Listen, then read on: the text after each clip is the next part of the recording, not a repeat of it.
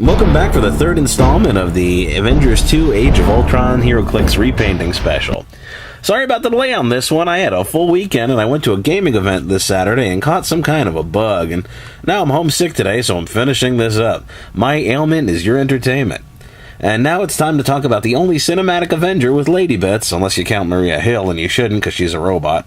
I don't mean she's an LMD, I mean she went to the Star Wars Episode 1 School of Acting. The Black Widow has been made many times over as a Heroclix, but I don't really like any of them. Either the pose is too passive or boring, or she looks like she's melting.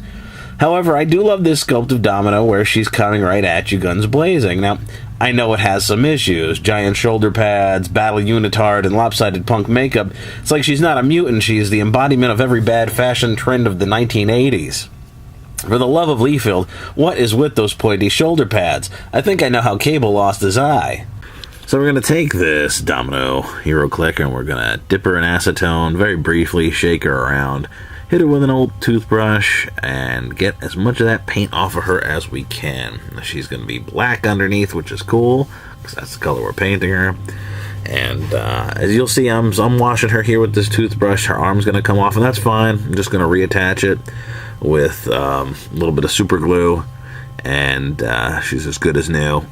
I'm also going to trim off the pointy parts of her shoulder pads because they look ridiculous, and there's just no call for that. And I like the shoulder pads, I just don't like the silly points at the end of them.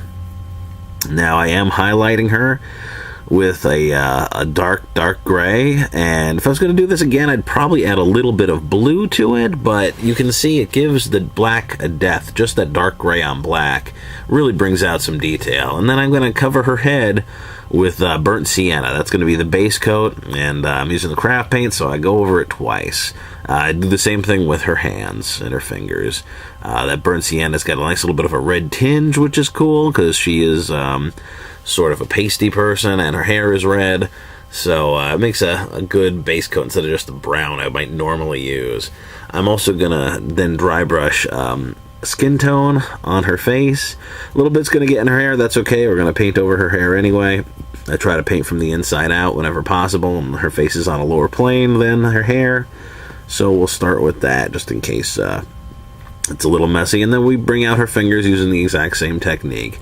We dry brush that paint on there, and at this point she is tabletop ready. Of course, I am going to do a little more detail, a little more cleanup. I go over her hair again with lemonade, which is a very light yellow color I have a lot of, and I'm just doing that so then when I apply the orange to her hair, it's going to stick. You don't want to just put orange, at least not the craft orange I have, onto brown. It'll just disappear and blend in. You have to put coat after coat after coat. So I put a light base coat underneath so the orange will highlight the hair. And then I go over it again with lemonade to give the hair even better highlights, to sort of act as a shine in her hair.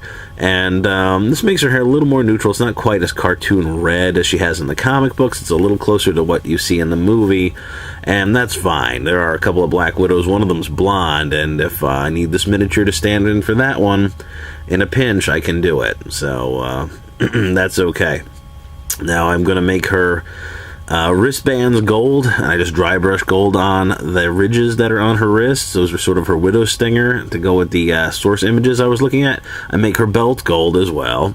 I also put a tiny little hourglass on the belt. You're not going to be able to see that, I don't think, in this video. I did not highlight that in any of the stills that are coming up. And then, of course, I draw her face on using a very fine paintbrush. I put some blush on with some thin red paint, and I bring out her eyes. And the very last step, of course, is going to be to dip her in flock. I'm going to put just some craft glue on the base, which is, of course, a penny, and rub it in some green tea.